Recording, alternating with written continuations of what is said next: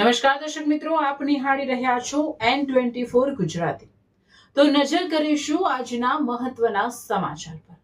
નાહિયર પાસે રિક્ષા બાઇક વચ્ચે કાળમુખો અકસ્માત, પૌત્રની નજર સામે દાદાનું મોત, 6 મુસાફરો લોહી લુહાણ।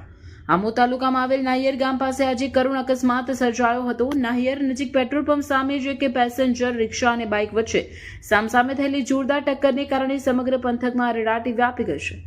આ દુર્ઘટનામાં ગંભીર ઇજાઓને કારણે એક વયોવૃદ્ધનું સારવાર દરમિયાન મોત નીપજ્યું છે, જ્યારે અન્ય 5 થી 6 લોકો ઘાયલ થયા છે।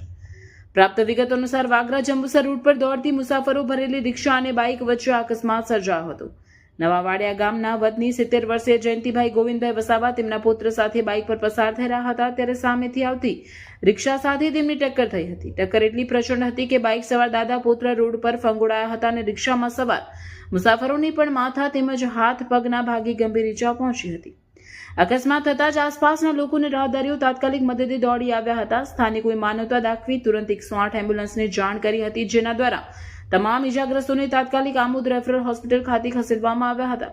કમનસીબે ગંભીર રીતે ઘવાયેલા જયંતિભાઈ વસાવાએ હોસ્પિટલમાં દમ તોડ્યો હતો। હાલમાં અન્ય ઈજાગ્રસ્તો સારવાર હેઠળ છે અને તેમની સ્થિતિ પર તબીબો દેખરેખ રાખી રહ્યા છે। પોલીસે આ મામલે અકસ્માતનો ગુનો નોંધીને તપાસના ચક્રો ગતિમાન કર્યા છે। અકસ્માત કયા સંજોગોમાં અને કોની ભૂલથી સર્જાયો તે જાણવા માટે કાયદેસરની કાર્યવાહી હાથ ધરવામાં આવી છે।